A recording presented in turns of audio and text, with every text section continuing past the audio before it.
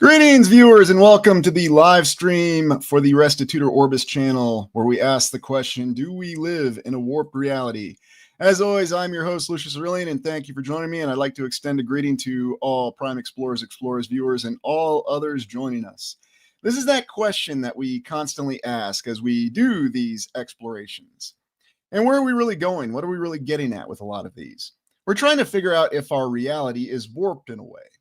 Now, there's many different ways to say this, and there's many different ways to explore this, and I just thought we'd go at this very directly. There's also that ongoing question that we have, what exactly is real? What's not real? And what exactly is made up by our mind? And how much is based on deception and theatricality? And why do we always have that saying that theatricality and deception are powerful agents? I think everybody knows what film that was set in, although it's been stated many times before that. What are we looking at, though, with the warped reality? How exactly does The Wizard of Oz, the film Zardoz, which we'll get to, and this very impressive structure that once existed in Troy, New York, built in the 1850s, all fit together? What are we talking about when we examine our reality? Well, I'm going to start with the first example. We often talk about a perception of reality. Do we all see reality the same way? And, it goes with the basic question, what exactly is reality? Reality is what we tell each other it is. That's what they said in the film In the Mouth of Madness, and that's what we often say. Is there a shared perception, or is there a mass perception? Can you actually go against the grain of reality? Let's begin by looking at some images. Ah, yes. And I have a question. And I don't want to hear anything about any kind of effect or any terminology for anything. We're just looking at images right now. But does anybody here remember Kit Kat with a dash? I'm just asking that question. Anybody online right now, remember there being a dash in the Kit Kat. And it's okay. Don't worry about if you're right or wrong. It's not a trick question. It's just asking. Now, yes, I know this image does give you a indication it's a false memory in what the reality is currently. But yeah. And guess what, Eric? You are not alone. Many people remember a dash in the Kit Kat. And I'll admit, I remember a dash in the Kit Kat myself. Hey, Robert, good to see you. And Kathy. And some people don't. Now, is that to say that there are people who have a false memory? Is it a mistaken memory? Can we rely on our memory? Or is that just something that's implanted in our memory? It's the basic question. Yep, there's a dash, there's no dash. It's just kind of funny when you think about these things. Now, a lot of these details that we're looking at, they're just that. They're very minuscule details. Now, is it just because some of us have incorrect memories, myself included? Is it an indication that we have overlapping realities? There's terminology for it, but like I said, I'm not stating that terminology during this particular exploration because we're all very familiar with what it is. Or is it just the fact that some of us don't really remember exactly what happened and we didn't pay attention to the details? Everything is possible, but this is just one simple example. And I'll admit I'm quite a fan of Kit Kat bars. They have retained at least their taste, at least from my perspective over the years. But yeah, I'll admit there was a time I remember a dash, but maybe my memory isn't working properly. Or maybe I'm remembering something else. Maybe I have overlapping memory. Or maybe it's a sign of something else. So that's image one. Image two, something we're well familiar with. Chick-fil-A, ending with the C, and Chick-fil-A, spelled out with the C-H-I-C-K. Now, I seem to recall in all memories, it's always been a relatively decent place to go, but this is just another example. The hand is open. Oh, goodness gracious. And this is something else that we see all the time. I mean, you can't drive really anywhere in the United States without seeing a Chick-fil-A. They're all over the place. Although I'm going to admit to you, one specific memory I have is that they were primarily confined to the malls, and maybe that's exactly as they started. Again, other people I've talked to tell me they were never in the malls. They remember them always being on stands, or maybe it just depends what part of the country you're in. We have different memories, and it all overlaps in a different, unique way. And people remember different things. I mean, you could certainly see from a copyright mentality why they wouldn't want to go with that. And a lot of people do remember, yeah, I remember them in malls. And they were really good in malls. I'm not saying they're not good now, but, everybody remembers the mall. People have different memories of where they started, and maybe it just depends what location you were at. Look, there could be variance in where they decided to start locations. Maybe where you lived, the very first Chick-fil-A location you saw, whether you saw a CK or a C, it doesn't matter, was actually its own stand, its own restaurant. I'll tell you, I remember when they started in malls, and that's the only place you'd see them. But that was a long time ago. We don't need to say how long ago it was. And then here's one of my favorites. So here in this series of images, let me make sure that you can see it. You've got different logos, different characters, different figures with slight differences in them. RB, I worked there for 2 years. It's Chick.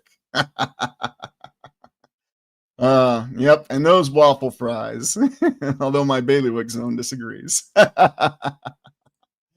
Anyways, but when you look at these characters, these logos, which ones do you remember? What are the ones that you recall? How exactly do they look? And why is it that we have so many variations of these simple logos? I mean, are we just splitting hairs here? Should we not really be concerned if minuscule details like this vary between our memories? Should we not be concerned if there's people, and I'm talking about people you actually talk to in your day-to-day life, not just people that you read about in some sort of publication, whether it's a book, a media article, or anything, who can remember different things? I go off of people I actually talk to, and there are plenty of people I've come across and had conversations with in my life face to face who remember every single one of the variations that you see in front of you. What did C3PO look like? What was the real Fruit of the Loom logo? I remember a cornucopia, but that's just me. Maybe my memory is falsified. I don't know. Or maybe I have memory glitches, or maybe it's a reality glitch. What kind of tail did Curious George actually have? Did Curious George ever have a tail, or was he without a tail? What exactly did old Uncle Moneybags look like on the Monopoly game? I know that's not the character's name, but guess what? There are people who also remember different names for the character too. Pikachu, and then of course the venerable Volkswagen logo. Which one is the correct logo? Now, why do we have all these details? Do they really point to anything, or are we all just out there in left field? Yeah, a lot of people remember a cornucopia, beyond any shadow of a doubt. So are all our memories off, or is it alluding to something else? And really, whatever you want to call this effect or this phenomenon, or however you want to label it, it is demonstrable that this is encountered with people. Now, is it an issue with memory? Is it the fact that some other entity or institution is just having fun messing with us for reasons just to keep us in a state of uncertainty? Or is it all just an amazing coincidence? Oh yeah, Mr. Moneybags. Yeah, that's a good one. I do remember that too. But if there's this much discrepancy with minutia, minor detail like this, then what about significant events? What about major events? Yes. I remember back in the 1980s, there were commercials for Publishers Clearinghouse. They were going to show up at your house and give you $1 million or $10 million or some form of $1 million. It varied a little bit. By the way, does anybody remember who was the individual who would show up to your house and actually give you your prize, as it were? Oh, Justin, I've seen both VW logos. Michael remembers Ed McMahon. Was it Ed McMahon? Everybody remembers Ed McMahon. Jay remembers Ed McMahon. I remember Publishers Clearinghouse too. Yeah. Now, there's a little bit of a surprise. I'll be honest with you. I remember Ed McMahon running around with Publishers Clearinghouse. I thought it was Publishers Clearinghouse. I could have swore that I remembered that. But apparently, Ed McMahon was working for American Family Publishers, and that was the $1 million award he was giving out. It had nothing to do with Publishers Clearinghouse. Is that the actual history, or is that a significant discrepancy? I don't know. I mean, I'm going to tell you, I remember Publishers Clearinghouse, but, I've already admitted to the fact that there's probably 3 things that I'm very distinctly wrong on. Oh, look, Basil right there. Yeah, his face was on the envelope. True enough. But yeah, I don't really encounter many people who remember American Family Publishers. They might be out there, but yeah, I like this here from As You Wish. Really? Oh, yes. Really? Really? I'm not kidding. I'm not making this up. This is exactly what we're informed now. If you look this up utilizing all of our great search engines and, our wonderful AI-driven search engines even, which they all are now, or at least we're informed they are, whatever that means, then it'll tell you he worked for American Family Publishers. It's an example of one of these effects or phenomenon. Although, oddly enough, if you go back and watch the film Fletch, I think it was in the original Fletch with Chevy Chase here. Yeah, he's holding this up right here. This will solve all his problems. Irwin M. Fletcher with Publishers Clearinghouse. Yeah. And look, there's Ed McMahon's picture, just like we talked about. Maybe it's just a coincidence. Maybe it was a mistake in the movie. Maybe I'm seeing things. Maybe it always was this other company, American Family Publishers. Although very few people remember American Family Publishers, at least people I talk to. So not really sure. But again, it's an example of one of those things that there seems to be a bit of a conflicting account. So squiggles. It's really hard not to make your own search engine nowadays. Yeah, isn't that the truth? Oh, RB, even Gilmore Girls mentioned Ed with Publishers Clearinghouse. That's right. That's right. Back in the early 2000s, as I recall, some very interesting shows in that, how shall we say, transition period. I mean, transition period between centuries. That's all I'm referring to. So anyway, but yeah, so Publishers Clearinghouse. Although there's something odd because I actually remember Ed McMahon looking a little different than this. Now, maybe again, it's just my memory. It's a little off. And you're probably saying, well, what exactly does Ed McMahon look like? What do you think he looks like? I just know something about him seems a little off. You know, I mean, we know the Ed McMahon voice and we all remember Star Search. Or maybe you should look up Star Search and see what changed there. I'm kidding. But you really start to wonder about all this stuff. Now, I want to jump to the action film Running Man, an Arnold Schwarzenegger vehicle where he starred with Jesse Ventura.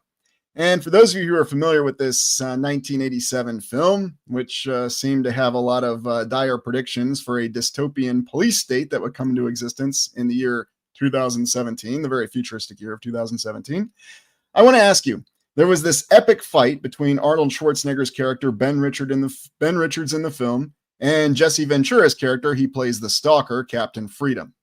Now, I want to ask you, in the context of the movie, in the plot, did this really happen? Did Ben Richards actually fight Captain Freedom?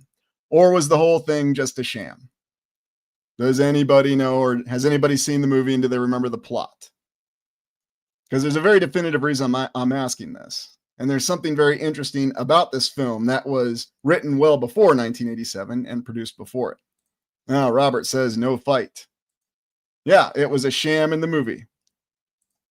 And how exactly did they do the sham? Anybody want to say how they did the sham? And they very clearly explain it in the dialogue of the film. Yeah, Jamie says it right there. Computer-generated images.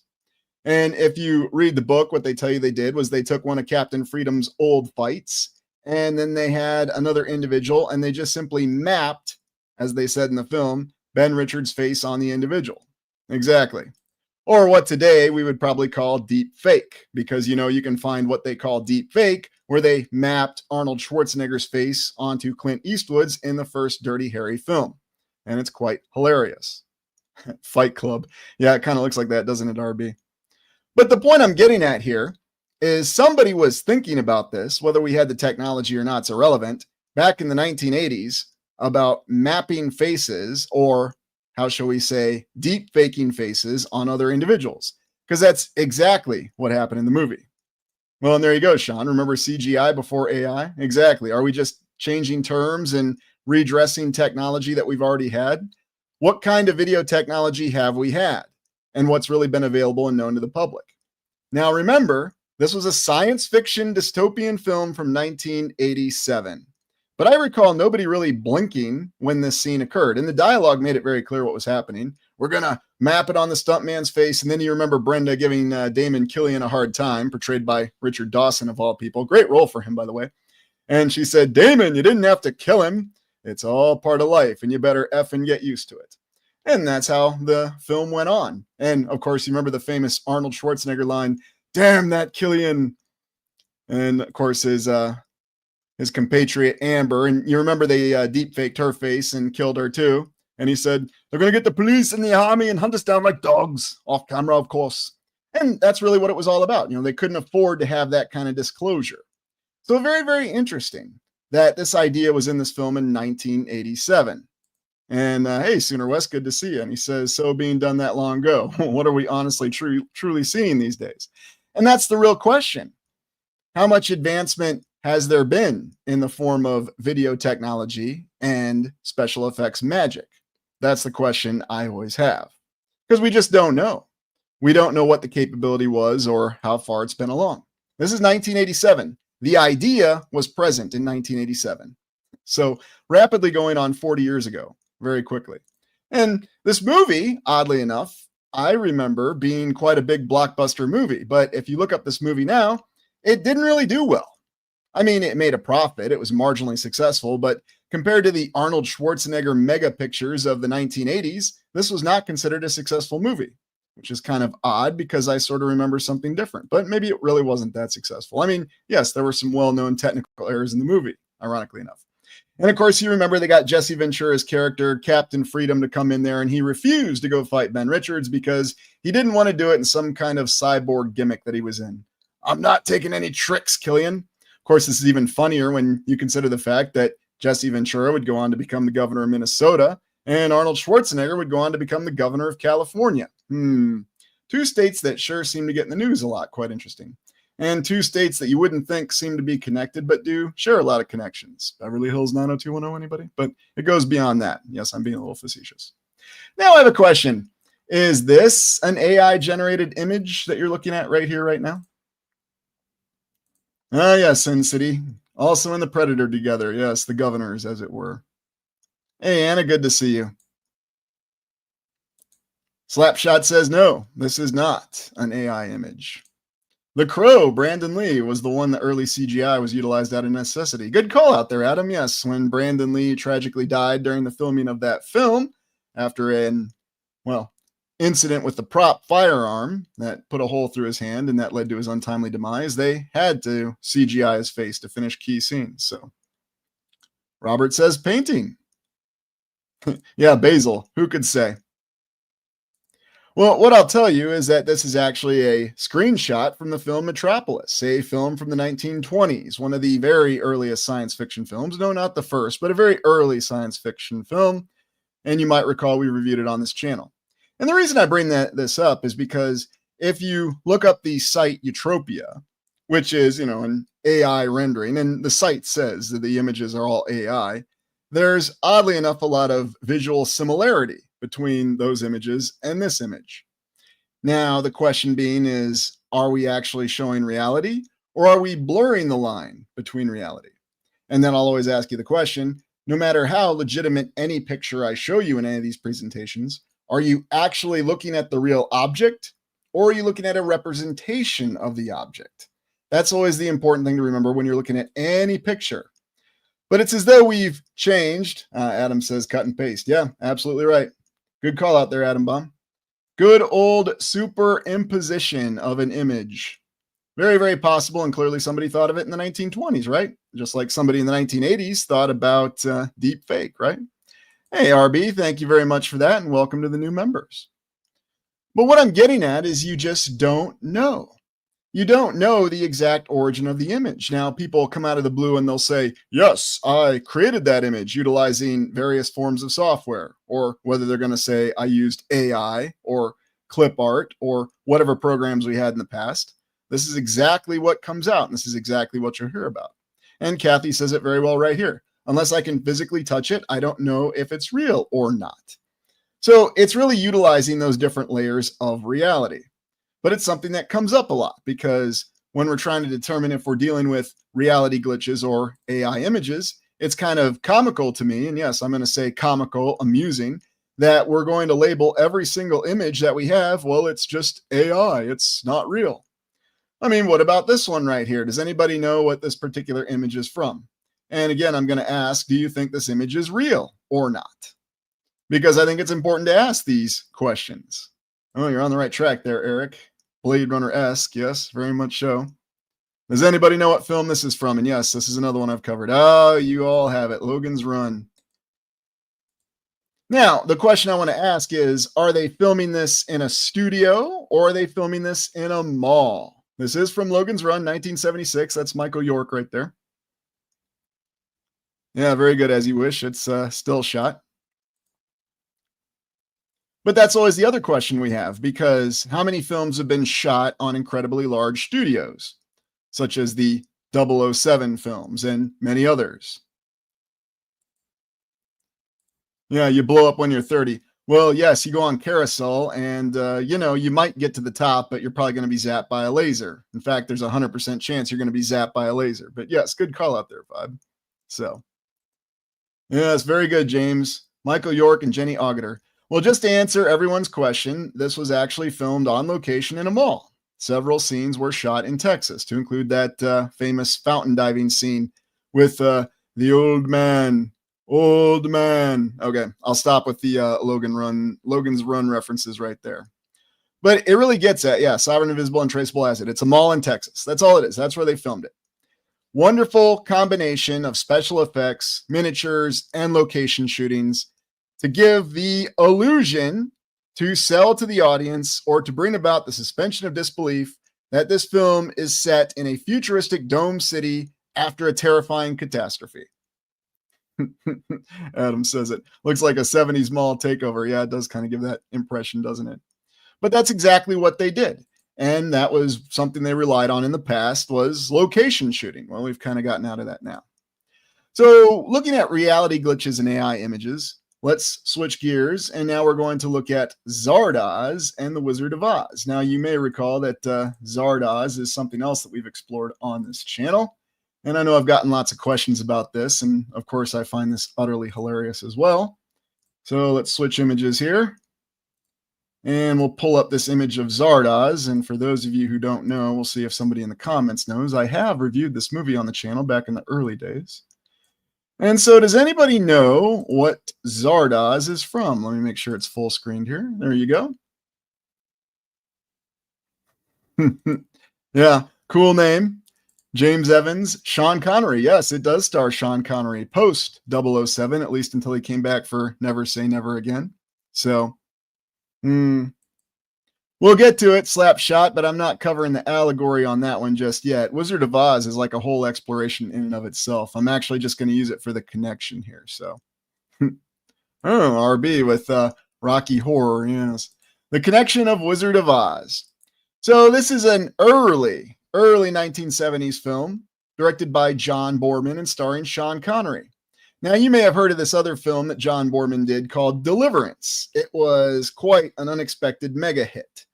And because of his success on Deliverance, John Boorman was basically given an amount of money, a production budget, and allowed to make whatever film he wanted to. And so he decided to make the film Zardoz. Now, what you're looking at here is a still screenshot from that film. The giant floating head of Zardoz, which is the representation of the floating god that commands the Brutals what to do. And if you're not familiar with the plot, it's, again, set after the post-apocalypse, and somehow society's collapsed, whether it's some war, decay, ecological destruction. The plot doesn't make it clear. It's just hinted at, much like it would be with a real catastrophe. Same thing with Logan's Run. And you have this group of people called the Eternals that live in the vortex, and they're sealed off by force fields that's controlled by a computer, or directly stated to be an artificial intelligence computer. And then you have everyone else that lives out in the decaying ruins of what's left of civilization, and they're fighting for survival. And the Exterminators, a group of people that control the Outlands, or the Brutals, they are given orders by Zardoz, and they worship Zardoz as a god. And you can imagine, of course, that, spoiler, Zardoz is a false god. Controlled by this rather amusing-looking individual, Arthur Frayne, who is one of the Eternals and likes to paint facial hair on his face. Now, what you find out watching this movie, and just a warning if you haven't seen this movie is completely out in left and right field. There are a lot of non sequitur scenes in this film. There is a lot of allegory, and there's a lot of symbolism. And I'm quite firmly convinced that unless John Boorman put that in the film, it never would have gotten made. Now, a lot of people dismiss it as one of the worst failures ever created in terms of film. I'll be honest, I would much rather watch it any day of the week over many other films, but that's just my opinion. A lot of people say it's a little difficult to access. But what you get from the plot, and it actually starts with Arthur Frayne's disembodied head floating around the screen explaining what's going to happen. And he explains the concept of deception, manipulation, right off the bat. So you have that in your mind going into the film. It gives you a little bit of background. So it's not incomprehensible. You just have to pay attention and really get the clues into it, and it becomes very clear. Now, what's really interesting is that originally John Boorman was going to film The Knights of King Arthur or Merlin Lives and wrote his first draft right after doing Zardoz. Originally, he wanted to do Lord of the Rings, but found that adaptation a little bit difficult. And you might recall that John Boorman did go on to direct the definitive version of the King Arthur legend in the film Excalibur, here with actor Nigel Terry, who portrayed King Arthur from a teen until an aged monarch. Wonderful performance. I mean, all the performances in this film are incredible. And I'll just say that Excalibur will probably always be the finest film made about the King Arthur legend. You know, Legend of the Sword's just not going to cut it. It's not even comparable. Even First Night was a total letdown, and it was a very well-made movie. And by the way, it did star Sean Connery. But anyways, just my opinion. But I always believe that Excalibur will be the finest film. But Boorman apparently had a lot of connections to certain notes that J.R. Tolkien had. And so he'd always had the idea to adapt Lord of the Rings long before Peter Jackson did, but it just never came to fruition. So originally he wanted to do it in the 70s. He made Zardoz, which was his film I'm Having Fun. He was going to do it in the 80s, and then he switched to Excalibur. So just something interesting.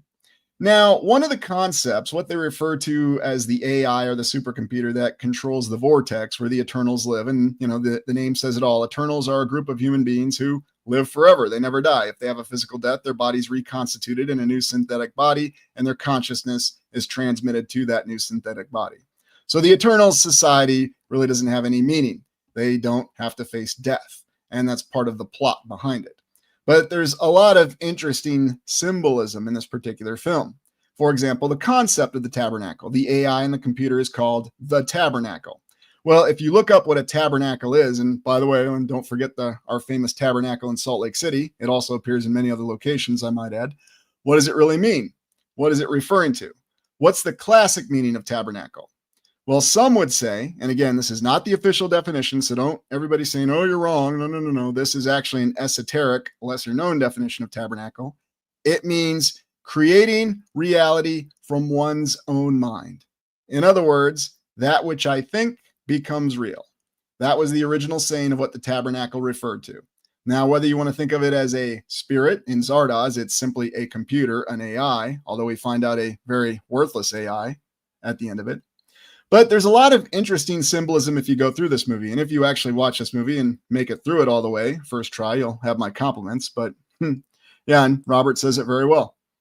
And so the place where reality and dream and the formulation overlap, that's what the tabernacle refers to. But you have Sean Connery as the brutal name Zed, and he's, of course, the main character. And remember, Sean Connery was coming off James Bond, and he didn't want to be James Bond anymore. So he was doing this to break out of that mold. And if you've seen interviews from Sean Connery from the late 60s, early 70s, he was done with James Bond. You know, I mean, he appreciated it, but there was a lot of difficulty with the producers. There always is. But you look at some of the symbols and the symbolism of this movie. So what you have here is he's stowed away in the giant flying head god of Zardoz, clearly realizing it's not a god, it's just a flying head that's somehow motivated by some sort of technology. He starts to figure this out. Zed is not as, how shall we say, unintelligent as the Eternals think he is. He's actually been part of a breeding program to be a genetic Superman to finally end this terrifying existence by other Eternals that they have. Or did the AI put it in their minds? The plot doesn't make it clear until you watch it. Now, of course, Zed eventually infiltrates the vortex, and initially he's treated very poorly by the Eternals, but gradually he gains abilities. And his character actually goes through a couple rebirths through the film. And no, I'm not going to show the scene where they have Sean Connery in a wedding dress. Okay, we don't need to see that. But yes, just to warn you, there's some really bizarre imagery in this film. But there's also some very direct symbolism, and it's not very allegorical if you really pay attention. And this is him actually talking to the tabernacle and realizing that it's just a computer that controls this reality. So it maintains the force field around the vortex that keeps these people who wear this very interesting Egyptian headgear in a state of stoicism and also in a state of apathy because they can't die. All they're doing is they're retaining the old knowledge from the lost civilization. They start to lose their purpose. And you really see what happens in this film, what happens when people lose their sense of purpose. When a society has reached a total mentality of stagnation. And that's really what this film is actually a warning of. Fully agree with you, Kathy. And really, he's the one who innovated the character with Ian Fleming. But Zed, the character portrayed by Sean Connery, goes through some rebirths. He completely changes his mentality. He starts the film as an exterminator, one who simply follows his orders and does as the society he lives in would have him be. But gradually he gains more knowledge. He gains more awareness of his world and what's going on. And he starts to understand what's really happening. And yes, you might notice there's a pyramid like this that's featured, a mirror pyramid in the film. And yes, I know what it looks like. And it is an area that we've explored on this channel before. Milton Keynes, anybody? Pyramid of Light? Yeah, it just happens to appear in Zardoz in the 1970s. And yes, you also have Sean Connery running around the film in very limited garments, but I guess that was part of the appeal at the time. But a lot of it was trying to understand what was going on with this crazy civilization, these Eternals. And here you see them, and they've really deteriorated into a state of apathy. In fact, there's a whole class of the society that they call apathetics, or those that are catatonics. They're just standing still. And I got to admit, the facial expressions here are perfect. You can just see people that have no life in their eyes anymore, that they've completely lost their sense of living and being, that they have no purpose anymore. They've lived for hundreds of years, and they have no reason to see anything in their life that'll go on. That horrible nightmare of being stuck in an infinite recursion loop. And I believe the film Zardoz does actually show you what that horror can really look like, and why that civilization is so horrific to even consider. And it really captures what could happen. Now, a lot of people say that's also in Logan's Run because of the fact that the city is maintained by the computer. This civilization is going nowhere. There's no creativity. There's no inspiration. Well, you kind of see the same dystopia in both Zardoz and in Logan's Run, coincidentally enough. But some of the scenes where Sean Connery's character Zed is starting to discover things, pay real close attention if you do watch this film. And remember, I'm just giving you a warning. It's a very interesting and a very intense film, and you'll see things that you won't forget for quite a while. But you do see a lot of direct allusions and symbols in terms of how reality is actually created, right down to all the scenes with the mirrors where Sean Connery actually sees how his character Zed was when he was a brutal exterminator. And yes, they wear the fancy masks and he goes around with a pistol. Now, I didn't realize it at the time, but the imagery of Zed going around with the pistol actually matches imagery from The Wizard of Oz. We'll get to that in a little bit. But you go through the entire film and you see that the point of it is Zed's character is the one who is going to bring down the vortex and bring down this horrifying, stagnant civilization. You actually see the end, what happens here. He destroys the AI by simply crushing it. You know, it's that simple, because if you stop believing in the AI, then it doesn't work. You have to manifest it into belief by believing in it. That's the hidden message of the film. Spoiler. And therefore, the Brutals, the other exterminators, are able to break onto the compound of the vortex, and they kill all the Eternals. And the Eternals welcome death because they've been trapped in life infinitely. And you even see some other odd imagery. And I think the whole point of Borman here is he's just showing how utterly bankrupt and empty this society would be. And you can go and watch the film and draw your own conclusions. Now, of course, modern commentators will always say, there's so many political messages in this film. Yeah, of course, because everything needs to be overlaid and have a political message. I don't think there's any darn political messages in this film. It's very direct a warning of what happens if you have a society or a civilization that becomes stuck in a recursion loop. What happens when you have no dreams, no creativity and inspiration? Everything's just remakes, it's reimaginings, and it's all being driveled down until everything loses all meaning. And we just don't care about anything. And right down to even when you see some of these dining scenes. And I'll tell you exactly what Borman's alluding to here. He's talking about a lot of the frivolousness and uselessness of all of the protocol that we have in our life, all the social protocol that we observe.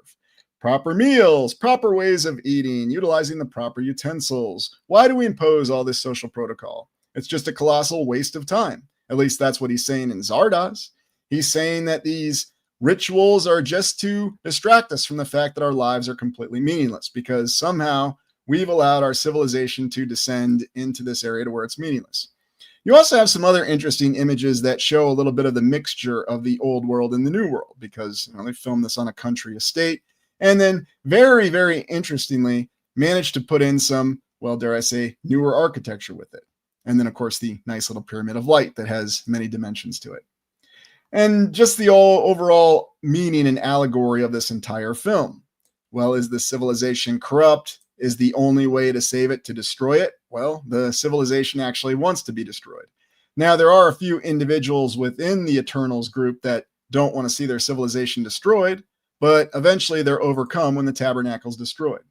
So again, going back to some of the symbolism here, and with Sean Connery with his pistol, just keep this in mind because of how this comes up in Wizard of Oz and what this is alluding to. Now, this is probably the most famous and remembered symbolism of this film, the Zardoz mask. The fact that the Brutals all worship this god, but this god is not a real god. It's just technology masquerading as a god. And so that's really the real theme of the film. For example, the name Zardoz. When Zed is led into the library and he looks at the old books in the burned out old world, he discovers that Zardoz is merely the name of Wizard of Oz. And that's the connection between the films. Realizing that there is this overlapping connection. And that's how he's finally able to understand the nature of the tabernacle, destroy it, and allow the civilization of the world to return to a state to where it can actually advance, where individuals can express creativity and inspiration. And you might think that the film doesn't end on a high note, and maybe it doesn't. Or maybe it ends on one of the highest notes ever by people being able to return to what their natural state of humanity is. Yeah, that's one of the creepiest variations of it, no doubt about it, Kathy. And there's still conventions where you can go to where you'll see people wearing their really impressive Zardoz masks. So anyway, let's transition over to the Wizard of Oz, and we'll talk about some of the connections here really briefly with Zardoz, and you might be surprised. And yes, of course, I'm going to dive right on in here and talk about one of the other little interesting details from the Wizard of Oz. Now, I remember watching the Wizard of Oz when I was a kid and when I got older many times. I remember watching it. Usually it was March every year. They would show it on network TV back in the day. And let me move the banner here. Yeah, how exactly did Scarecrow get a pistol? Does anybody remember Scarecrow having a pistol? Old Betsy there, when they were on their way to go confront the Wicked Witch? Who here remembers Scarecrow having a pistol when they originally watched this film? Yeah, there you go, Sean. Yellow brick roads are real, all buried. Yeah, maybe so. Amy doesn't remember the pistol. Yeah, a lot of people don't remember Scarecrow being armed with a pistol and brandishing it. Nana doesn't remember it. And this is something pretty much everybody agrees on. I come across very, very few people who originally remember the pistol. And Atom Bomb says it, once a year family event. And that's what a lot of us remember it as. But yes, that's what we have here. Right when they're going around through the haunted forest, Scarecrow has his pistol. So why does Scarecrow have a pistol? And, the way this is justified is, it wasn't in the original novel or the book. No, of course not. Who was writing about pistols in a land of magic? Firearms? What? But yet, how could we not notice this? Because if you go back and you watch this scene, Scarecrow is pointing this weapon left and right at potential threats all the time. I mean, it's not like he's hiding it. It's not like he has it in his belt. It's not like you only see it for 1 second. It's out there for well over a minute of screen time. And he's pointing it at various imagined threats. It's really strange. Now, granted, you could say, well, maybe we missed it back in 1939, a character having a firearm in a film, it wasn't a big deal, and I could also argue there's lots of films where, characters have firearms, it's not a big deal. It just depends on the context, right? But this is really odd that we're talking about what was supposed to be a revolutionary children's film, at least that's how it was always presented, I thought, where the main character and what is considered to be the most sympathetic of the characters that Dorothy comes across is armed. And how exactly did that happen? Did Scarecrow stop by the Alamo Sports Shop before they left the Emerald City and decided he was going to get himself a firearm? Well, I guess that's showing, intellectual context. I mean, what did he do? Did he go down there and say, do you have a 45 long slide with laser sighting, phased plasma rifle in the 40-watt range? And then, of course, the owner says, hey, just what you see, pal. And I guess he just got that pistol. That pistol might have actually come in handy when they got attacked by the flying monkeys in the very next scene, because you might remember bad things happened to Scarecrow. He literally got the straw torn out of him. If only he would have had his pistol. Now, I know Tin Man had his axe. It didn't help him against those nasty flying monkeys, but it's kind of funny because the pistol just disappears. When you look up the filming of Wizard of Oz, they try to say that there was a deleted scene where apparently he was supposed to use the pistol, but it's really, really strange. Oh, good comment here from Sophia. Whoever had a pistol dressing up like the Scarecrow for Halloween? No one. Yeah, it's a good point there, Sophia. No one ever had their pistol that was part of the costume. And I mean, it's an essential part of the costume, and then you can even throw it over your head when the monkeys show up because you're just so scared, right? Yeah, exactly, Golden Child, shooting at crows. But it's one of those things. Oh, what's RB got here? Who needs water? She's not melting, she's pow. Well, then there's so many jokes about it that, well, it showed that Scarecrow didn't have a brain. He had a firearm, but he didn't use it when he was being attacked by the monkeys and so on and so forth.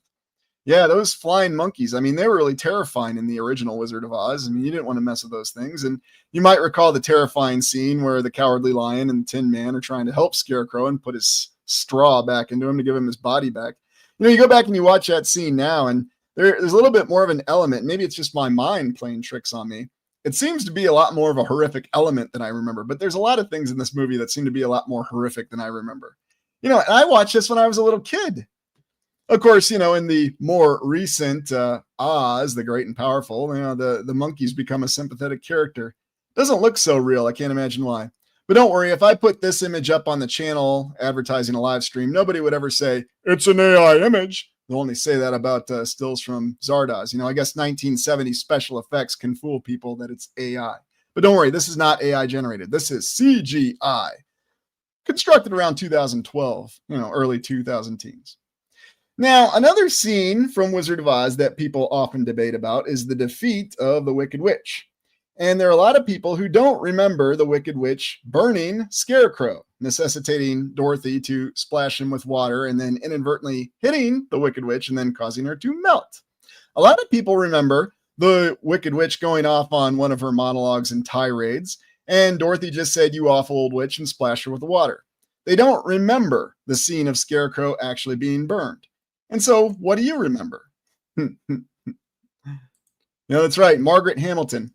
And by the way, a little note here, William Wyndham, the guy that played Commodore Decker in the original Star Trek, since I can't say the captain of Star Trek's name right now, William Wyndham, Commodore Decker, the guy who was commander of the Constellation, he was actually kicked out of her kindergarten class. There's a record of that. So, yeah. Now, some people remember, yep, and other people remember it differently. So were they just different versions of the film? Do we have multiple alternate versions of The Wizard of Oz, a film from 1939? Was it always in the original plot that she tried to burn him? Some people remember it different ways.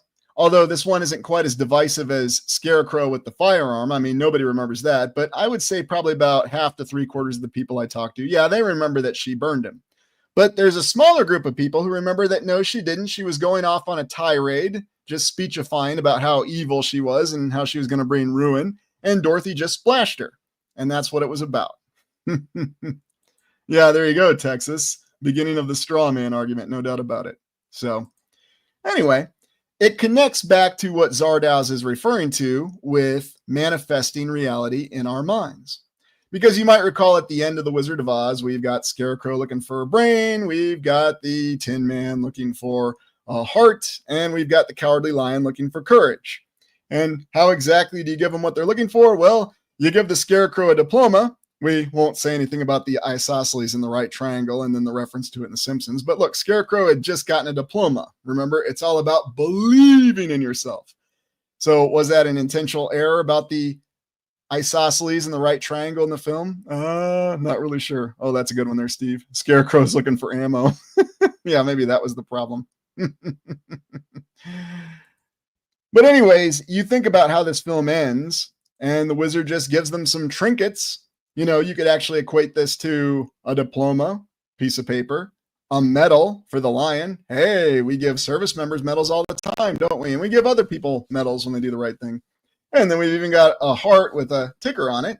And suddenly we've given everybody the ability to realize that they have found what they are seeking just by giving them some trinkets and making them believe in themselves. And of course, you look at the overall symbolism of the film for what everybody was looking for. Tin Man looking for a heart, Dorothy looking for a home. Now, of course, she had the ability to go home all the time once the magical slippers transformed from the departed Rachel Weisz. Yeah, it's hard for me to imagine Rachel Weisz as a wicked witch. I'm trying to imagine what the idea of the casting was behind that, but never mind. Less said about that, the better. Dorothy looking for a home, Scarecrow looking for a brain, and Cowardly Lion looking for, courage, or whatever we're calling it today. But it all comes down to the fact that they believe they've been bestowed these gifts, and suddenly they manifest the reality. Suddenly, Tin Man has a heart, Scarecrow has a brain. It doesn't matter if he gets the isosceles and the right triangle mixed up. Who cares? He's got confidence in himself. Just like the lion. He's got courage. He's got the nerve to do anything. And Dorothy can go home. Hey, where's Toto? Anyways. But also the reference in this film to pay no attention to the man behind the curtain. That's the connection between Wizard of Oz and Zardoz. The person who's actually behind the scenes, who's really pulling the strings. Are they putting on a facade? RB, the lion needed the pistol. Yeah, might have done a little better. You might remember Tin Man had his axe when the flying monkeys attacked, and it really didn't do him much good either, did it? But whatever. And there you go, the man behind the curtain. There's always someone behind the curtain. Absolutely. Just as there was in Zardoz, and that was Arthur Frayne, that really strange guy who wanted to draw a mustache and a beard on his face. Kind of like the late Hulk Hogan, who spray painted his black beard on his face when he was a heel. Anyways, less said about that, the better. But the whole thing with the Wizard of Oz and Zardoz that you see is this concept of manifesting reality through our minds. It's a journey the characters go on in both films. Zed can't destroy the tabernacle until he fully understands and manifests the reality that the AI in the film Zardoz is worthless. And all he has to do is ignore it and forget it. And it doesn't exist, and it doesn't have any power anymore. And it brings down the force field of the vortex, and we have our happy ending after a lot of death and destruction. But, that seems to be what we sell in this world today, isn't it? And then in Wizard of Oz, the characters go on a journey, and they're bestowed with trinkets, awards, and suddenly they believe they have exactly what they're looking for. Linda Webb, and she had the ability to go home along like a hidden message. Exactly. Dorothy had the ability to return home any way she wanted to. And you also understand the deeper context of the Wizard of Oz with how it started, with how Dorothy felt displaced from her home, with what happened with Toto. And then, of course, I'm trying to remember the name of the neighbor lady who owned half the county, who was also coincidentally portrayed by Margaret Hamilton. Great performance, by the way. Great performances all around in the film. But yes, it's one of those interesting things to think about. Another interesting thing is that the entire film Wizard of Oz was filmed in a studio. There was no location shooting. They never went to Kansas, at the tail end of the great, I about said mud flood, silly me, but the Dust Bowl, there we go. The Dust Bowl in the United States, and didn't actually go out and do any location filming. It was more effective to just film in the studios.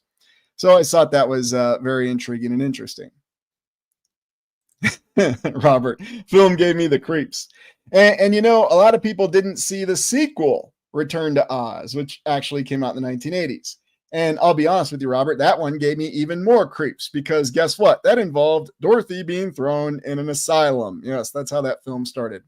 And that was a Disney film too. Well, I'm sure it's a coincidence, but you might remember Disney was experimenting with some things then. They were in some financial difficulties in the late 70s and all the way through the mid 80s. Disney didn't essentially, how shall we say, have a lot of influence over most of the entertainment world back then, did they? And there wasn't even Touchstone Pictures. Well, there was, but, we hadn't had Armageddon yet, right? Anyways. Yeah, it's all right there in front of you. The balloon, everything. A lot of symbolism in both films. So I guess if you're really feeling out there and you want to have a really crazy weekend, watch Zardoz one night and then watch the original Wizard of Oz the next night. And there you have it. But that's all the connection about what exactly is the reality. Well, according to these films, what it's saying is the reality is warped because we make up our own reality. That's the theme that you get in both of these films. We make up our own reality, and this is exactly how we live our lives. Our reality is what we manifest in our minds. And it's as simple as that. Now, let's jump to the present time. What's going on now? What are we doing on this channel now? what do I spend a lot of my efforts doing? Well, I spend a lot of my efforts exploring buildings. I look at old structures that have been around for a while based on the official account. And you might have noticed on the thumbnail or title image for this particular exploration, I started with a very well-known structure.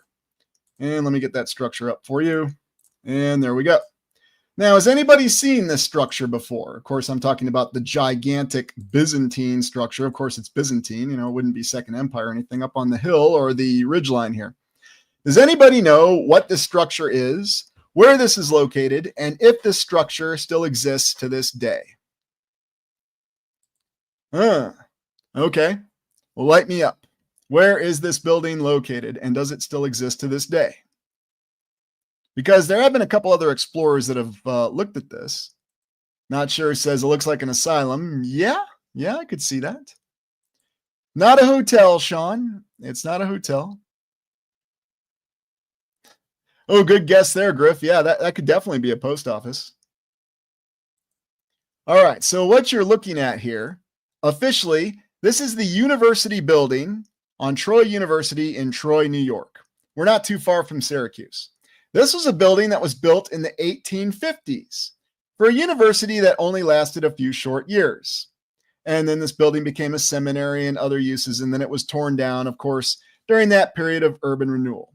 So no, we're not in Kansas anymore, Toto, and this incredible Byzantine structure is not with us. Officially, it was called the Troy University Building. Yes, this magnificent structure on the hill was just called the Troy University Building. And if you look up the details about it, there's no contractor, no architect, nothing available, built in a very short amount of time. And I know some other explorers have actually explored this, questioning reality with how this gigantic Byzantine building did really exist. Now, other viewers of the channel might recall our explorations of the incredible shot towers. Here, this is the wondrous shot tower in Dubuque, Iowa. And there's been many different variations of this shot tower. Again, another structure built in the 1850s. Recall that Iowa hadn't really even been a state that long. It was going on its first decade. But yeah, in Dubuque, they decided to make a shot tower. What did a shot tower do? Well, officially, it's how they made lead shot. And there's a really odd story with this building as well. It was only used for a few short years. And then another shot tower company down in St. Louis, down the Mississippi, of course, bought this shot tower not to produce any more lead shot, to compete with the lead shot they were producing in St. Louis, right before and during the United States Civil War and after it. And yet somehow this shot tower that was built with all the money, because I guess people had infinite money in the 1850s, actually they didn't. And you didn't have banks back then to take out a loan to build a building. You needed to have the money on hand, because you might remember officially the United States was on the gold standard. So all kinds of issues with this, but yes, this shot tower does still exist in Dubuque, Iowa. You can still go and see this. And look at this. It even has the Washington Monument phenomenon going on, where there's older stones making up the lower levels, and then brick, or something resembling brick, making up the 3 upper levels. Yep, all that just so we could make shot that we only produced for a few years, and then the building just sat there. You can even find some rather, I'll say, comical safety clippings from newspapers in Iowa in the 1870s and 80s about kids climbing around in it. So I guess people did care about safety in the 1800s. Now, going back to that Byzantine building in Troy, New York, this was after it was renamed when Troy University went under. Of course, we've always got all these different names for both the institutions and the buildings. Yeah, it's kind of funny that this incredible structure up here doesn't even have a name. We've got the observatory. Hey, look at that, another observatory. The Rankin House, the laboratory, just kidding. Main building, old Main, as they always say on universities, and the gymnasium. That would also become probably the armory. But there's no title for this incredible Byzantine building here after it became the Polytechnic Institute, because I guess we didn't need to name this building, or they just kept calling it the Troy University building. Who knows? Or they called it the seminary. But going back to the shot tower, I know I'm jumping back and forth, and there's a reason I'm doing this. Both these buildings were constructed in the 1850s. One in the middle of Iowa, well, actually not in the middle of Iowa, right on the east side of Iowa off the Mississippi, when it was still being settled. And they were still moving to the westward portion of the state. And you might recall this was when Des Moines wasn't even the capital of the state yet. And, they hadn't completed their state capital project. But if you go to Dubuque, Iowa, you'll see there's all kinds of impressive old world architecture that has survived. It's well worth your time if you're there off the Mississippi. And they do have a surviving shot tower, one of the very few in the nation. And there's lots of older pictures that show you that this shot tower has always been around for a very long period of time. So you can really believe that this is an actual old world structure. Yeah, there you go. Tourists pouring hot lead. What could go wrong? True enough. Ah, Kathy, something's missing from the top of the shot tower. Probably right, Kathy. You're probably right. Something rather extensive. Well, and you know what? Water the tree. You've got other shot towers that were around the United States. Although, try finding shot towers in Europe. I guess they just didn't need lead shot there. It's very interesting. So, anyways, you look at these different images, though, from whether we're in Troy or New York. And here we have another one of the shot towers in the East Coast of the United States. Yet it looks more like a smokestack to me. So are they just saying it's a shot tower? And I just wanted to show this old world structure here. Now, I'm going to leave this location undisclosed because I'm planning on doing an on-site here very soon. So it'll be a bit of a surprise. But for those of you, if you really want to know it, check out the image and you'll know exactly where it is. It's rather famous. But yes, it is attributed to firearms manufacturer. The other interesting thing about the shot tower, this going back to the one in Dubuque, because of the two colors, is whether it's the brick or the stone or whatever the heck the lower portion of it's actually made out of. Yes, I know we'll say it's masonry construction. I just love that hand wave explanation, by the way. It looks different. It looks different whether it's in sunlight, whether it's in obscured or overcast sunlight, and whether it's in moonlight. So again, another true old world building giving you different reflections. Built in the 1850s in Iowa, only used for a few years, and then it just stood around there as essentially a landmark, an obelisk landmark for a very long time. I haven't shown this image before. This is an inside image of the shot tower looking up, the one in Dubuque, Iowa.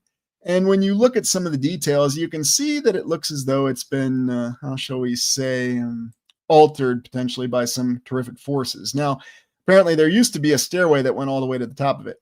What really strikes me about looking at the inside of the shot tower and all the way up to the middle and the top of it is it kind of reminds me of the towers of Bologna in various ways. And I know I hadn't really looked at this one before, but yeah, I think I am Kairos. Hey, good to see you. Hope all's going well out there around San Francisco and California. It's gutted. Absolutely. Gutted on the inside, gutted on the outside. Great observation there. And Wynn says it, doubtful it had a stairway. Yeah, it probably had something else, completely different interior construction. Because what you'll find on these old structures, especially in the Mississippi River Valley, there's a lot of evidence that they've been subjected to very horrific forces over time. Or maybe it's something else going on. It's some other example of reality that's glitching in a way. Are we remembering it incorrectly? No, none of us are remembering it incorrectly. I was never aware of this shot tower until I started doing these explorations. And yes, I had been through Dubuque, Iowa many times prior to that. And I was certainly never aware of this gigantic Byzantine building, the Troy University building. Now, I believe, granted, this was back when I was still watching other content on YouTube. I don't watch content myself now, not because I think I'm superior to any other content creator, but just because it's out of respect to other content creators. So I don't watch other content. But back when I did, I do recall, I think it was Quantum of Conscience and Howdy Mikowski maybe who featured this building, this Byzantine building on this giant ridgeline over Troy, New York. This giant building that has virtually no record of construction, no architect. It's there and then it's gone with urban renewal. And it's sort of like the shot tower because you can see this is a very ornate building. I mean, yeah. And what is it? Is it an asylum? Is it a seminary? Is it a church? Is it something else entirely? Why the heck do you have 4 spires on it and 2 subsidiary towers? Very, very incredible structure. It's just one of those things. There's no easy explanations. Is it a reality glitch? Is it a reality breakdown, as Matt at Quantum of Conscience likes to say? Is it something else entirely? I don't know. The building's not there anymore. But then things get even more confusing when you look at some of these colorized photos. Now, when you look at colorized photos from the 1800s, yes, they have been modified. They have been altered. So you're not looking at an original photo. So is that exactly what the coloring of the structure looked like? I don't know. Could they have gotten something wrong when we look at an image like this? Yeah, I'm with you, Wen. I mean, incredible spires on what's just supposed to be a university building in New York in the 1850s. So Yeah, and I think there is something that does have a lot of old world mentality to it, Sophia. Now, is it legitimate? Is it something that was in an image? Is it a transposed image? That's just what we don't know. But we certainly see things that give us the impression that there's a reality to it, some sort of Aether tower, power generation, power distribution, or as Nomi B says here, a simulation distortion. All are possibilities on the table with this because this building's not there anymore, unlike the shot tower, which you can still go and explore. And so you don't really know, though. You have to guess. I mean, who colorized the image? How'd they do it? What did they miss? This is one of the few close ups you can find of it. And none of these images are remotely good. So maybe, and by good, I just mean, are they in high definition? No. So maybe they're more authentic. Again, I don't know. But it gives you an idea of how impressive and incredible this structure had to be. How large was it? And who really did build it and why? Or did it not even exist? Is it just something else that's meant to mess around with us? Something that we're supposed to focus our attentions on and keep us distracted? Well, I don't know. I mean, we understand that the society we live in right now, while it appreciates distractions, there are things that we are supposed to be paying attention to. I don't have to tell you that. It's very, very obvious. This is probably the best image that I've come across of the structure. And I think this was before they tore it down officially. But again, is this even the same structure? Is this another structure in the archive that's just been labeled as that structure? That's all information I don't know. It looks similar, but it looks like we're missing a tower or two. Did they pull down towers over the time? Is it mislabeled? Again, there's so many discrepancies when you're trying to do this kind of research and figure out what the truth is behind the structure. But if you look it up, Troy University building, it's still on the official archive. So what to make of it? And by the way, shot towers were not just in Iowa, they were in other places in the United States. And just thought I'd pull a few examples, because I know I focus on Iowa a lot. And there just happens to be a lot of old world architecture that did survive intact in Iowa for some reason. I gave that theory back in May. But anyway, there were shot towers that were in other locations. And you can see how prominent they are. And whether we're in Connecticut or Baltimore, Maryland, I mean, look at this one. This almost looks like a giant smokestack that somebody said was a shot tower. Very, very strange. Now, I know it's just a postcard, so, maybe you could question, well, was it even real? Did it exist? I don't know, but it's just one of those things that you really have to wonder about. Yeah, I mean, did it survive great fires and then they pulled it down later? I'm not really sure when it comes to a lot of these shot towers and how many did actually survive. What were we really getting at when we looked at what these shot towers were? And I think Sean's onto something there. Was it a morning dock? Did it have some other purpose? Is there a reason why structurally these are very similar to lighthouses? Those are the kind of hard questions that we have to ask. Yeah, Ubu says it very well here. You can't have too much shot. No, apparently not. Although, what were you going to do with all those rounds when the Civil War started, right? It's as though somebody knew there was going to be a Civil War. Or was there? Was there some other conflict? Who knows? It's just one of those things. Yeah, I'm with you, Adam. Zeppelin port, and then all those accounts that we have of flying objects or airships from the 1800s. Well, before, the advent of the more modern airship later in time. Hey, Erica, good to see you. Thanks for joining us. But that's what I really see with structures like this, trying to really explain them and what they really mean. I mean, was there a shot tower in Baltimore, Maryland? The shot tower in Dubuque, Iowa, you can still go to this day. You can walk right up to it. You can verify that it's real, just like Kathy said earlier. And I think that's a very important detail behind it.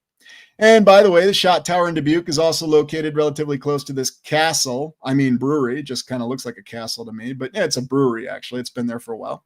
And you can really walk around both grounds. It's a very pretty area.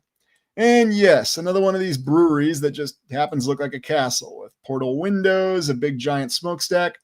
And I'm not showing it, but there's some very interesting symbolism that's around this brewery that if you're inclined, you can certainly explore on your own. But very intriguing that there is a surviving shot tower in Dubuque, Iowa, that official history says was only used for a few years and it just sat there. Now, the brewery and the shot tower have been flooded numerous times because this is right off of the Mississippi River, which, if you're familiar with recent history, it has a tendency to flood. And there's lots of pictures of both these structures being completely flooded. Very interesting that both these structures, built so long ago in the 1800s, have survived numerous floodings. Who would even bother with that today, right? Yeah, there you go. Debunk Iowa. Clara, at a brewery, I'd rather expect to see giant copper kettles than factory towers. Yep. And I would certainly expect to see that. And guess what? They do have those on the inside, to be fair. Although, once again, just my read on it, it looks like they were added as an afterthought. Oh, there you go, Dwayne. Well, a shot tower next to an alcohol brewery makes sense. Yeah, I suppose it does. I suppose it does, right? RB, short people building tall things that they can fall off and hurt themselves. Makes sense. You know, it especially makes sense in the 1800s when it was even more difficult to build vertically, right? Oh, well, whatever. Good question there, Eric. Why build it in the floodplain? Well, was it always a floodplain or was it something else? Was there a different form of control on the great rivers in the past that we don't fully understand? Why, in fact, do the rivers flood? And what's the whole purpose behind that? Well, that's another exploration to come. So, anyway, I just thought it was something interesting to look at. So, this is what you have in the present time. We have images of incredible buildings that, could anybody build the Troy University building today? Maybe. I want my Byzantine towers, and I want that done within 1 year.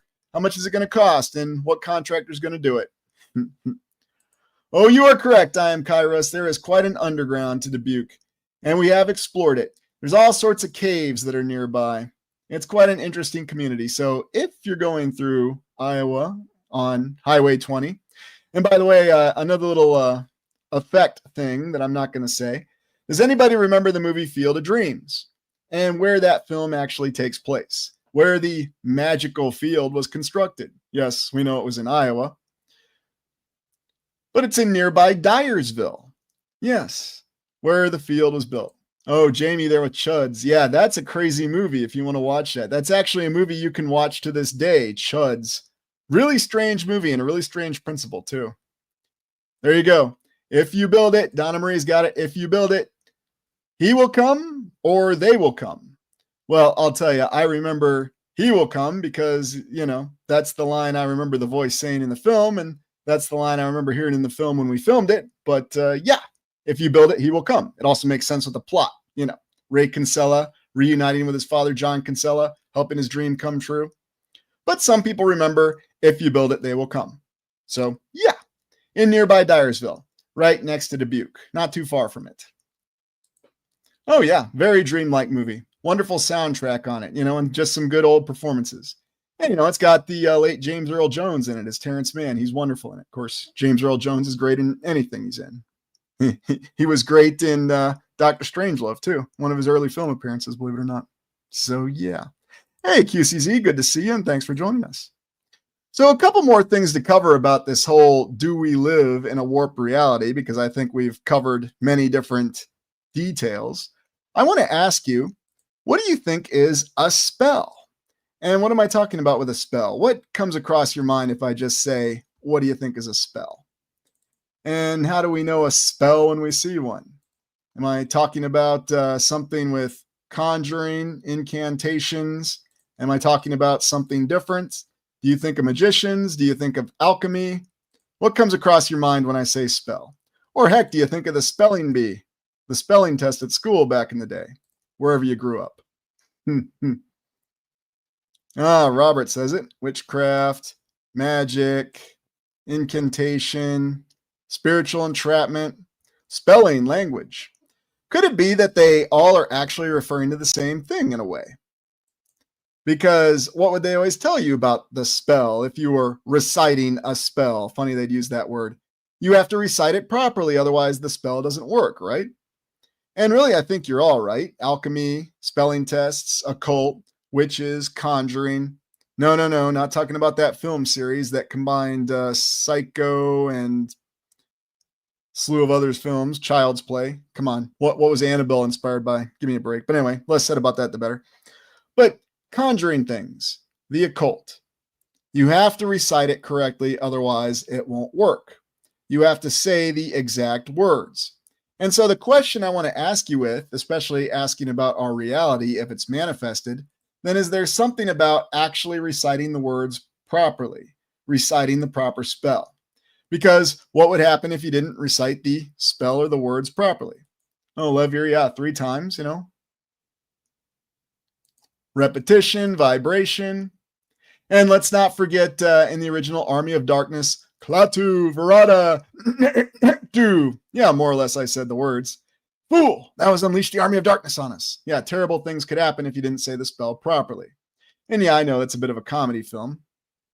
Battlestar. The language, like the realm, was manipulated and twisted to create spells for more energy harvesting. Very interesting theory and definitely a lot of evidence from that. RB, I get fired from my job. Make sure you say those words exactly right. Otherwise, terrible things will happen. Yeah, no doubt about it. Mummy movies, yeah, utilizing the proper words in mummy movies. Oh, there you go, Barbara. Wonderful. 3 variations for most English words. And I talked about this on a member exploration. What's really interesting about the United States is how, even though you have the exact same name of settlements, cities, urban areas, case in point, Louisville, even though it's named after King Louis, they pronounce it Louisville. But that's not the most egregious example. There's also Versailles, Missouri, obviously named after Versailles, spelled the same way, but on the ground you call it Versailles. And then I'll even take an example from Iowa, because some people think I never take pot shots at Iowa, but I will this time. There's a town in Iowa called Madrid, named after Madrid. And this happens all the time. What's the local dialect saying? So do we mispronounce things intentionally? Is it because they're in a different location? Why do we have the same name? Why the heck do we have so many towns named Rochester everywhere? I don't know. It's just a cool name, and everybody wanted to call things Rochester. You got me. And there you go, Sean. They're so lazy with the naming. But is there also a reference to what a spell really is? Yeah, Kathy, I forgot about Versailles, Kentucky. I know, I'm mispronouncing it, aren't I? You see, it overlaps in my mind. Even if you travel, even if you've been to these places, there's so many different ways to pronounce the same name. Nobody could be correct. Well, thanks for being here. I appreciate that. As you wish. My accent does that. Yeah, accents, dialects. It happens all the time. But I want you to think of a different kind of spell. I want you to think of a much more simplistic spell. Yes, this from Robin of Sherwood, season 3, actually the series finale, Time of the Wolf, where the wizard Golnar makes basically a homunculus. It's not exactly homunculus. There's other names for this figure that he created, a clay figure that he animated with a spell. Yes, that's actor Richard O'Brien portraying Golnar. That guy really gets around. I mean, he's in everything. Richard O'Brien, wonderful actor. I almost think he really is a wizard sometimes. But you actually see that in Robin of Sherwood, the wizard Golnar using spells and making sure the recitation is proper of the spell in order to animate this figure. And yes, I know there's other names for this figure. I'm using homunculus as an example because I've used it before. But yes, I know there are other names for it in the alchemy book. But bottom line up front, though, how does the spell work? Richard O'Brien, Golnar, is manifesting reality by saying the spell. But what I want to ask you is there a way that we can manifest spells today? Well, Donna says it, US created and controlled by magic. I want you to consider this idea. Is a spell, and there Griff actually gives the term for it. Yeah, we are the golem, which is what that mud clay figure was referred to as. But I want to ask you something. Does a spell work just based on simple repetition? For example, if we repeat the name or notification of an event, or if we repeat the name of an individual, if we continuously do it, and you've got a billion people saying the same name of the same place of the same person, does that suddenly act as a spell? Does that have the same effect as a spell where you're focusing attention, where you're focusing energy? And it doesn't matter whether it's positive or negative energy, and when it comes to intense emotions, who's really delineating between that? Then are you, in effect, manifesting a new reality because you have people repeating something? Let's just say, hypothetically, there was an individual, let's say 3 months ago, who never existed. Nobody heard of this individual. And then today, something happened, and everybody was talking about this individual. And they were talking about this individual for the next 6 months. And if everybody talked about this individual, would that suddenly manifest a completely new energy for this individual?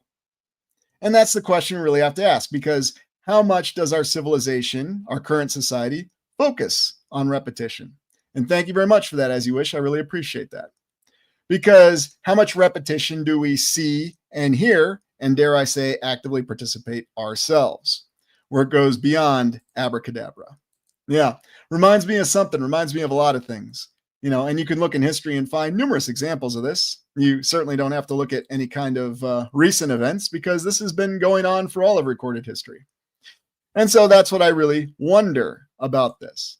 Is a spell just simply getting everyone to think and say the same thing, and suddenly you've manifested your reality? And maybe that's why we have a glitch. It's a warped reality because not everybody thinks exactly the same thing. Somebody else doesn't engage in the repetition. There was a saying back when I was doing my former career: if you didn't like someone, the key is never to talk about them. Because if you don't ever talk about them, you'll never think about them. And if you never talk and you never think about them, they don't bother you. And that's what we used to say in my former profession. And oddly enough, it was devastatingly effective. Whereas if you talked about someone all the time, even if it was a person, it didn't matter whether it was someone you liked or disliked, the fact that you talked about them all the time, suddenly that elevated their importance in this organization. It was really crazy. But I saw numerous examples of this. And so it really makes you wonder, was that what was really going on in this old organization? Because I found out when I stopped talking about certain people who, had either, I thought, did things that were not advisable or wrong, then suddenly it didn't have any effect on me. And yet when I talked about them, I thought about them, they had influence on my actions. It's quite amazing. Oh, look at that. I was waiting for that. Why am I not surprised? Jamie, yes, Candyman.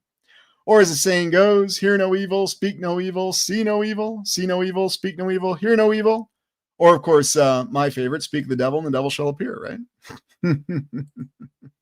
RB, Z Motion. And Sharon says it very well here. Where we direct our focus and attention, also increased in group energy. And a lot of things refer to that. Hollis, you could probably make a zombie with a multi-wave oscillator. Well, you know what you could probably do? You could probably build a 3D printed multi-wave oscillator that's nothing more than a piece of plastic, put it up and tell everyone it's an actual multi-wave oscillator, and then it's going to create a zombie, and then, crazy, right? Oh, yes, gaslighting as no one would believe. Absolutely. And so, does that really answer our question, why we have a warped reality? And Kathy also says it here, hive mind. You bet. It's a hive mind. And so with that, I think looking back at what we've explored here, we've had a couple examples of reality glitches. We have everybody labeling every single image they see, even if it's a well-known special effects shot from a 1970s film, an AI image, which is hilarious. We have two films that point out to reality being manifested in the beliefs of the characters, both Zardoz and Wizard of Oz. We also have the power of theatricality and deception in both films. We have all these structures that we've explored. A structure you can't visit anymore, but you can look up on historical archives, the Troy University building in Troy, New York, and the shot towers. And you can still go and verify the shot tower in Dubuque, Iowa that exists. And then what exactly is a spell? Are we talking about something that is an incantation? Does that still exist? Or is it really just focusing us, getting us to think about the same thing, say the same thing ad nauseum? 4 to 5 things every single day, and that's all you're going to be thinking about. Don't think about anything else. Only think about what you're told to think about. And suddenly, well, there you go. In every reality, I'm watching this. Yes. Well, that's okay, Anthony. Thanks for joining us. And so that's really what it comes down to. What makes it a warped reality? Well, I'll leave you with this. It's ultimately up to you to decide what your reality is going to be. There are plenty of people out there that will tell you what your reality should be, and you can certainly listen to them. You don't have to listen to me. There's others you can listen to, and you don't have to listen to them. You can decide for yourself what your reality is going to be. But it's up to you to decide what your path really is. And I think that's what we get from every exploration, that it's open for us to decide, that we have that power and nobody can take that away. And QCZ, look at that, already on the 2 years. Yeah. Well, we congratulated you, didn't we? And don't fear truth. Conscious thought creates reality. But there's a lot of people that think that that's absurd and that's crazy. And maybe that's a different created reality. So who knows for sure? Parallax. Oh, yes. That one always comes up, doesn't it? We'll just use parallax and determine how far something is. RB, my cat is an alien and I am her servant. This is my reality. What was that film? I'm trying to remember, from the 70s, with the cat that had all the powers. Look out, RB. That cat's going to be flying a plane and you're going to be hanging on the bottom of it before too long.